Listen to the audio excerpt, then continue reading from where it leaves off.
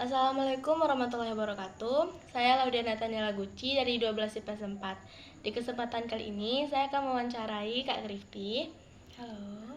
Nah Kak, boleh tolong dijelaskan job desk kerja Kakak seperti apa saat ini? Baik, saya bekerja. Perkenalkan dulu kali ya. Iya, perkenalan dulu. Perkenalkan, saya Grifty. Saya seorang pegawai di BPJS Kesehatan. Untuk job desk saya sendiri itu adalah petugas layanan atau staff frontliner. Untuk bidangnya itu bidang pelayanan peserta. Jadi kalau untuk job desk ataupun pekerjaan sehari-hari itu memang khusus untuk layanan peserta. Di BPJS Kesehatan itu ada beberapa jenis layanan ya. Yang pertama itu ada administrasi. Untuk administrasi itu berarti bagi peserta yang membutuhkan layanan pendaftaran baru, penambahan anggota keluarga, perubahan data.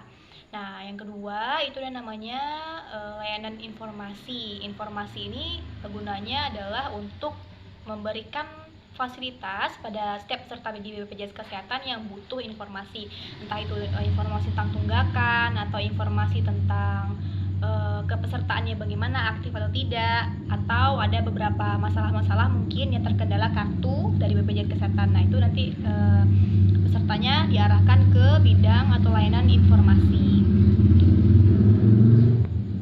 Tadi Kakak bekerja di bidang layanan informasi. Di bidang pelayanan. Ya, pelayanan. Di bidang pelayanan itu Kakak apakah kita harus mempunyai skill tertentu itu Kak untuk bekerja di bidang tersebut? Ya pasti, kalau misalnya untuk skill sendiri khususnya di bidang layanan itulah skill komunikasi. Skill komunikasi itu tidak hanya berbicara ya Nia, mulai dari kita bisa berempati, kemudian bagaimana cara kita menyampaikan informasi dengan singkat tapi peserta pun paham dengan apa yang kita sampaikan gitu. Jadi kalau misalnya Nia berminat di situ, boleh tuh kita belajar komunikasi, teknik komunikasi, kemudian belajar untuk bagaimana cara komunikasi persuasif. Nah kan Kakak bekerja di BPJS nih Kak. Kakak bekerja di BPJS tuh sekitar sudah berapa lama nih Kak? Untuk durasi kerja itu kurang lebih 3 tahun. 3 tahun bekerja di sana. Itu ada kontrak kerjanya Kak? Iya, kalau misalnya untuk staff frontliner di BPJS Kesehatan itu beberapa ada yang namanya pegawai tetap dan yang tidak tetap. Kebetulan kakak di sini sebagai pegawai tidak tetap. Skill untuk berkomunikasi ya, apalagi di BPJS Kesehatan itu punya banyak sekali segmentasi peserta, mulai dari latar belakang pendidikan yang berbeda, latar belakang ekonomi, lingkungan yang berbeda gitu kan, dan jenis-jenis di pesertanya pun berbeda kan, ada yang PBI, yang bantuan pemerintah, atau notabene itu adalah orang-orang yang kurang mampu, yang mohon maaf memang ekonominya tidak sebaik orang-orang PNS gitu, dan latar belakang pendidikannya juga berbeda. Dan cara berkomunikasi antara peserta satu dengan peserta yang dua ini itu berbeda itu. Jadi dibutuhkan skill yang harus harus dimiliki lah bagi setiap peserta layanan petugas layanan.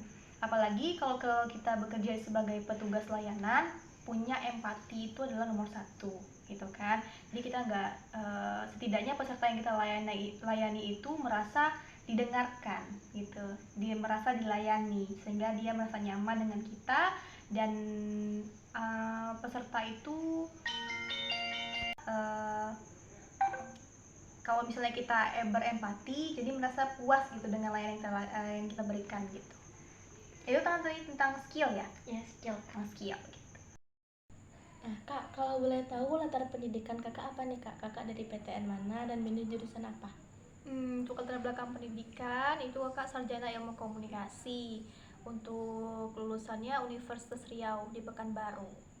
Itu ya. S1 Kakak? S1. Nah Kak, kalau boleh tahu nih Kak, di BPJS itu apakah Kakak punya suka duka dalam pekerjaan Kakak nih? Kalau untuk suka duka pekerjaan, yang pertama suka kali ya.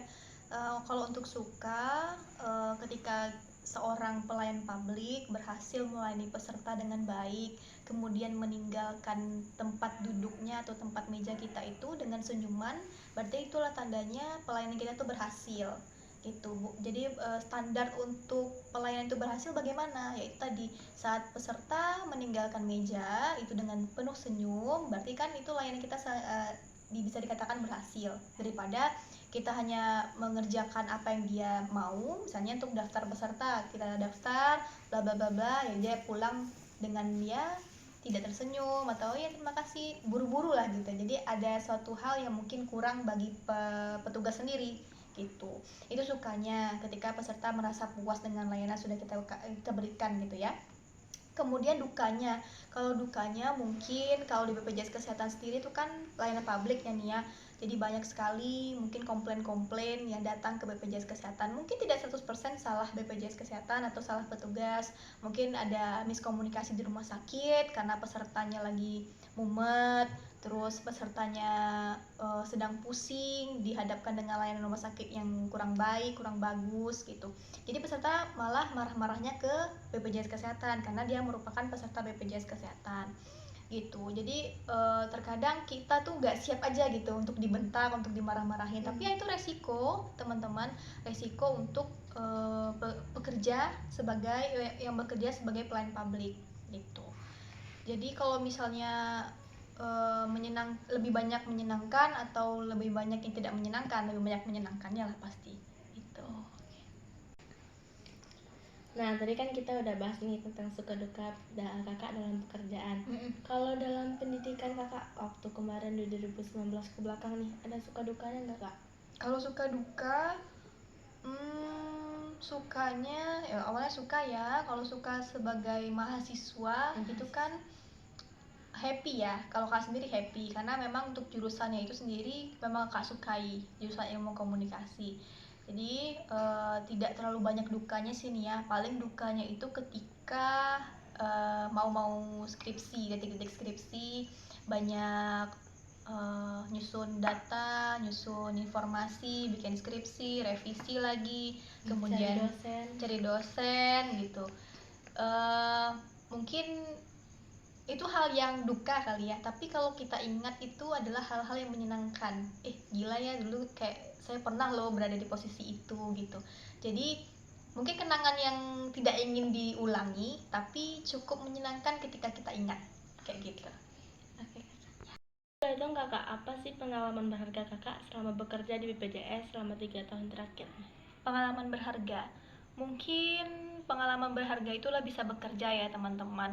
Selama 3 tahun kurang lebih bekerja di BPJS Kesehatan itu banyak sekali bertemu dengan orang-orang baru. Terus bidangnya pun itu cukup berpengaruh ya terhadap kenyamanan kita ketika bekerja. Jadi kalau di khususnya bidang kakak waktu itu memang rasa kekeluargaannya itu tinggi.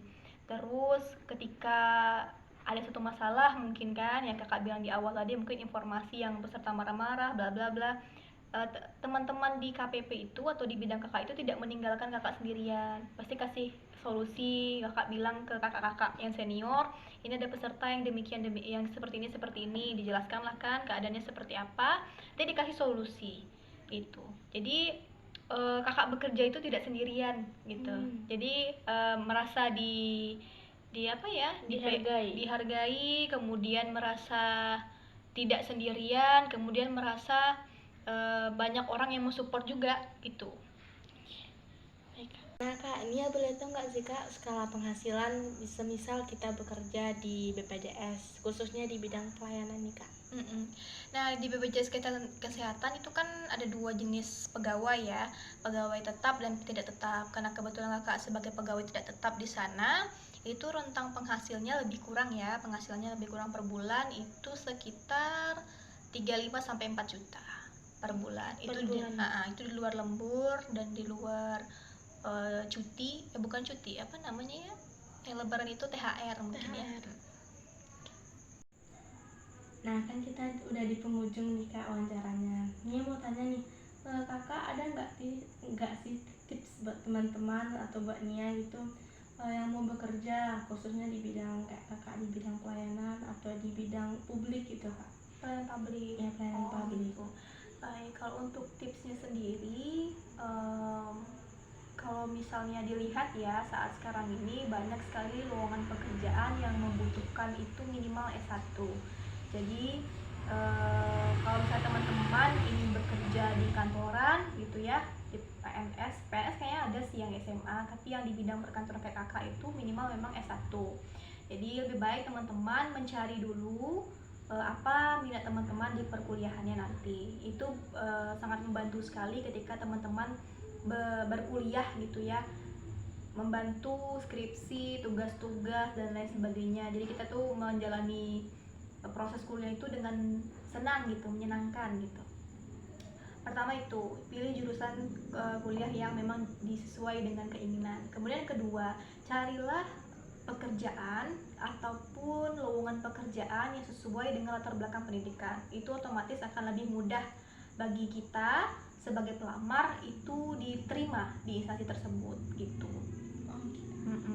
Latar belakang pendidikan, mencari universitas tadi pertama, kemudian latar belakang pendidikan yang sesuai dengan lowongan